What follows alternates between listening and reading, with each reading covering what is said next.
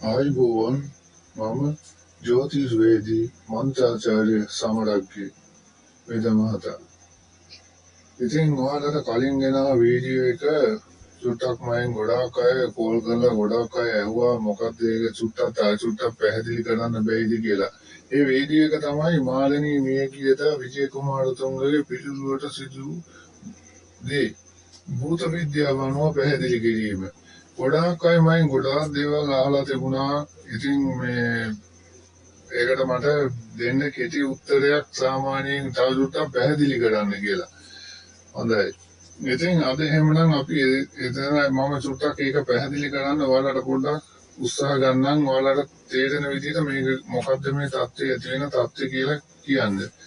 මේකේ ඇති වෙන தත්ත්වය කියන්නේ මම මෙහෙම කතාව පටන් ගන්නවා. මේ සිදුවත් කුමාරයා ඉපදෙන්න මහා මායා දේවිට කුස තුලට ඇත්පොව්වේ සුදු නෙළුමක් දරාගෙන ඇවිල්ලා කුස තුලට රිංග ගන්නවා දකින්නවා හීනේ. එතකොට මේ රිංග ගන්නේ මේ බෝසත් චරිතය. එතකොට බෝසත් වහන්සේ මේ පිළිසිඳ ගැනීමට තමයි මේ මහා මායා දේවිට මේක මේ වෙලාවේ දිස් වෙන්නේ දැනෙන්නේ. ඉතින් මේ රිංග ගන්න තමයි මේකට තමයි මේ සූක්ෂම ශරීරය කියන්නේ. සූක්ෂම ශරීරය. ඒ කියන්නේ Tamanට ශරීර පංචස්කන්ධයක් ඇති වුණාට පස්සේ Tamanට ඒ සූක්ෂම ශරීරයෙන් වැඩ ගන්න බෑ. දැන් එතකොට ඒ සූක්ෂම ශරීරයෙන් වැඩ ගන්නවයි කියන්නේ ඔය කුණ්ඩලී යෝග. එතකොට විපස්ස භාවනාව, සතිපට්ඨානාව. එතකොට ඒ වගේ විවිධ භාවනා උපක්‍රම වලින් කරන්නේ මේ සූක්ෂම ශරීරේ මේ පාලනය කර ගැනීම. ඒ කියන්නේ යම් ක්‍රියාවලිය වලට යම් දෙයකට මේ සුසල කර ගැනීම. මේ සූක්ෂම ශරීරේ තමන්ගේ අරමුණ වෙනුවෙන්. එතකොට ඒකායන අදිෂ්ඨානයක් වෙනුවෙන්. ඉතින් එතකොට මේ සූක්ෂම ශරීරය තමයි මේ අවකාශය තිබිලා යම් දරු පිළිසඳ ගැනීමකට මේ ඇවිල්ලා කුස තුලට එන්නේ. එතකොට මේක සාමාන්‍යයෙන් ශරීරයක් තියෙන කෙනෙකුට ආයි ඒක තව ශරීරයකට යන්න බෑ. තව ශරීරයකට යන්න බෑ. ඒ ශරීරයක් තියෙන නිසා. එතකොට ශරීරයක් තියෙනවා කියන්නේ කෙනෙකුට අහු වෙනවා. ඒ සූක්ෂම ශරීරය කියන දේ එහෙම අතට අහු වෙන්නේ එහෙම පේන්නේ නෑ. එහෙම අල්ලන්න බෑ. ඉතින් එතකොට ඒක තමයි මේ සූක්ෂම ශරීරය. එතකොට කෙනෙක් මිය යන්න මොහොතකට කලින් ටික වෙලාවකට කලින් සියලුම දේවල් මෙහෙම කියනවා. එතකොට මිය යන්න මොහොතකට කලින් මං අහවල්ලු දකින්න ආසයි, අහවල්ලු එක්කරන් එන්න, මට අරයව දකින්න ඕනේ, මට මෙහාට මේ ටික කියන්න ඕනේ. මේ කියන්නේ සාමාන්‍ය අපි නිකන් කියනවා නම් කියනවා මරු කියනවා කියලා කියන්නේ ඒකයි. එතකොට පංගුවක් අය කියනවා මම මෙහෙම මැරෙයිද දන්නේ, මෙහෙම වෙයිද දන්නේ මේකත් මරු කියනවායි කියලා තමයි කියන්නේ. ඒ මොකද මේ සූක්ෂම ශරීරය ඇවිල්ලා මේ ශරීරය මේ භෞතික ශරීරයට වඩා යමක් ඉදිරියෙන් පේනවා. ඒ කියන්නේ ඉදිරියෙන් පේනවා. ඒක යම් සාමාන්‍ය චිත්තයට යම් දේවල් මේ යම් දේවල් සම්ප්‍රේෂණ කරනවා. කියන්නේ යම් දැනුවත් කිරීම විවිධ මාර්ග වලින් ඒක අන් අයට වැඩිය ලොකු වෙන්නේ. මේ යක පිස්සු කියනවා, විකාර කියනවා කියලා ඒ වගේ හිතනවා. එහෙම තමයි හිතන්නේ. අනේ මේ විකාර කතා කරන්න එපා කියලා. දැන් මේ සමාජය උනත් අපි උනත් එහෙම කියනවා. එහෙම නෙමෙයි. ඔහු මිය යන්න මොහොතකට කලින් ඔහුට මේක දැනිලා ඉවරයි. ඔහුට අවසන් පණිවිඩය ඇවිල්ලා ඉවරයි. මට තව දුරටත් යන්න බැරි වෙයි. එතකොට තමයි මේ අවසාන ඉල්ලීම් ඉල්ලන්නේ. මට අරයා ළඟ චුට්ටක් ඉන්න ඕනේ. එයාට පොඩ්ඩක් ඉන්න ඕනේ කියලා ඔහු ළඟින් සමීපව ඇසුරු කරපු අයට එන්න කියනවා. මොනවා හරි එයාගේ අවසන් ඉල්ලීම් කියනවා. එතකොට මේ වෙනකොටත් මේ ශරීරේ අප්‍රාණික වෙමින් ශරීරෙ මිය යමින් පවතිනවා. ශරීරෙ මිය යන්න මේ එකපාර හක් ගාලා ශරීරෙ විනාශ වෙලා යන්නේ නැහැ.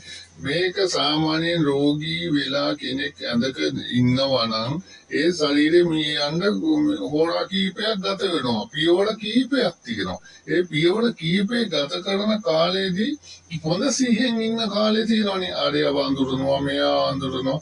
එතකොට ඒ දේවල් Tamanට දැනුත් ඊට පස්සේ එනවා දැනුත් නැති වෙලාවක්.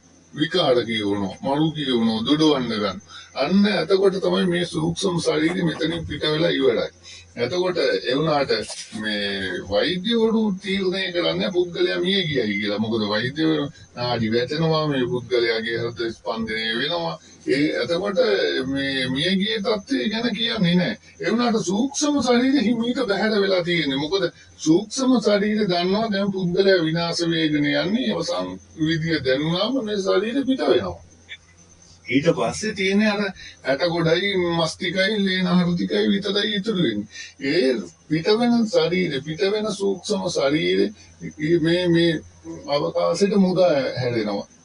පිට වෙනවා. ඒ පිට වෙන මොහොතේ එතකොට අපිට කියන්න බෑ මේ පිට වුණා දැන් පිට වුණා මේ පුද්ගලයා මරණයි කියලා. එතකොට මට ඔකට තව උදාහරණ ගොඩාක් දේවල් කියන්න දේවල් තව තියෙනවා. සාමාන්‍යයෙන් මම මෙහෙම දෙයක් කියන්න මම ඉදිරියකට වීඩියෝ එකක් ගේන්න.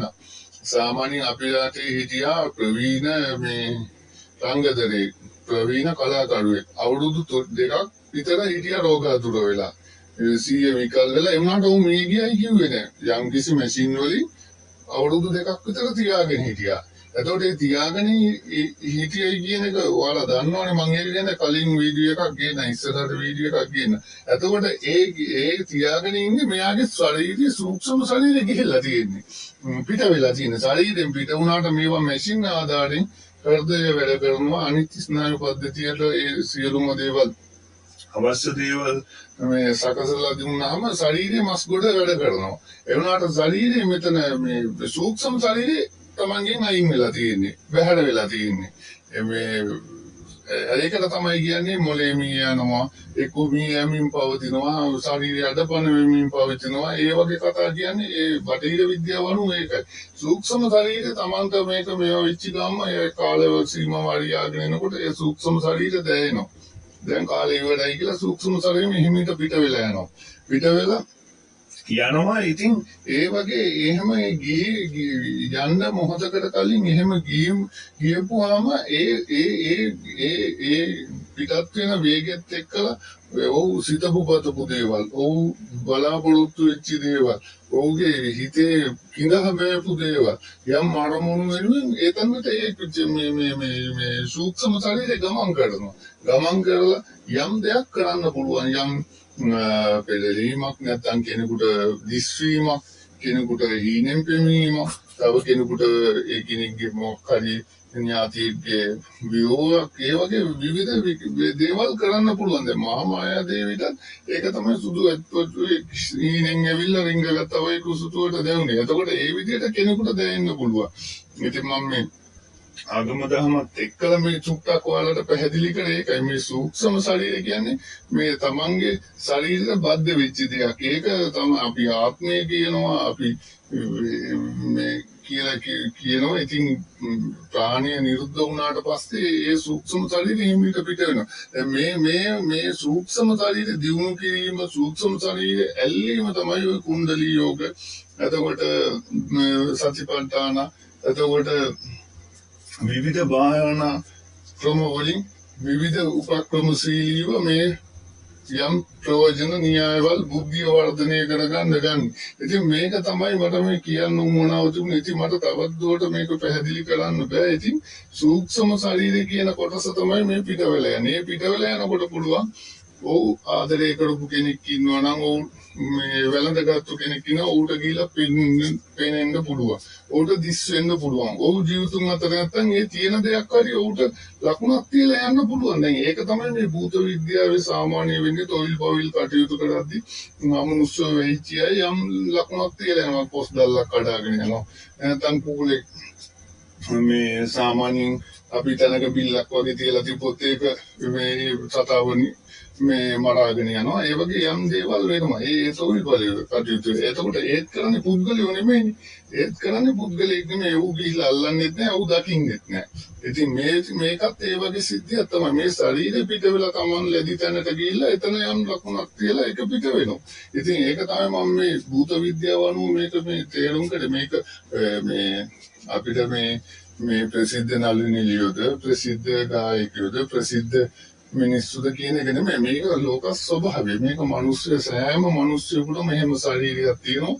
විවිධ දේවල් ඒ ශරීරය වෙනුවෙන් කරන්න පුළුවන්. දෙවන ලෝක යුද්ධය, තුන්වෙනි ලෝක යුද්ධය මේ බටහිර රටවල් මේ ගැන පරීක්ෂණ කරපු දේවල් තියෙනවා. ඔත්තු බලන්න. විවිධ දේවල් කරන්න. ශරීරයෙන් මේ භෞතික ශරීරයෙන් මේ සූක්ෂම ශරීරය ගලවලා යම් උපක්‍රමශීලීව වැඩ ගන්නවා බලපු පරීක්ෂණ මේ ලෝකේ අනන්ත අප්‍රමාණව තියෙනවා. ඉතින් මේක බුදුදහමේ ඕනවටත් වඩා මේක විග්‍රහ කරා. මේක ඕනවටත් වඩා මේක පැහැදිලි කරා. ඉතින් ගොඩාක් අයට මේකේ අවබෝධය මේ වගේ තුරු තැන්වල මේක අවබෝධයක් නැතුව මේ ගැන අර පුදුමයෙන් බලන එක තමයි මෙතන තියෙන ගැටලු. ඉතින් මට මේ මෙච්චර තමයි මේක ගැන ගොඩක් පැහැදිලි කරන්න පුළුවන්. ඉතින් ඔයාලට ගොඩක් ස්තුතියි මම ගොඩක් අහලා තිබුණා. ඉතින් මට නැවතත් කියන්න තියෙන මේ සූක්ෂම ශරීරය පිට වුණාම යමක් කරන්න පුළුවන්. සත්‍යයක් තියෙනවා. මේ භෞතික ශරීරය ඇඳක තිබුණාට ඒ ශරීරය පිට වෙලා ගිහුවොත් දොරවල් ශබ්ද කරන්න පුළුවන්. විවිධ ශබ්ද ඇහෙන්න පුළුවන්. ඒ වගේ දේවල් යම් දේවල් මේ ශරීරයට කරන්න පුළුවන්. ඉතින් ඕක තමයි මට අද ඔයාලට කියන්න තියෙන. ඉතින් මේක ගොඩාක් දෙනෙක් ඇහුවා. views 1000ක් පැනලා මේක ගොඩාක් අය අහලා බලලා තියෙනවා. ඉතින් ඒ නිසා ගොඩාක් අයගේ ඉල්ලීමෙන් තමයි මම මේ නැවතත් මේ චුට්ටක් මේක ඔයාලට මේ වීඩියෝ එක ගෙනාවේ. ඉතින් ඔයාලට මොකද්ද දැනෙන්නේ, කොහොමද දැනෙන්නේ, මගේ අදහස් කොහොමද, ඔයාලා කමෙන්ට් සෙක්ෂන් එකේ කමෙන්ට් කරන්න. ඒ වගේම ඔයාලා මේ සබ්ස්ක්‍රයිබ් කරන්න channel එක. ඉතින් ඔයාලගේ අදහසුත් මට මේකට දාන්න. ඉතින් මම අදට ඔබෙන් සමුගෙන යනවා. ඔබට සුබ දවසක්. මම ජෝතිර්වේදී සාමරත්ගේ පෙදමහතා. ආයුබෝවන්.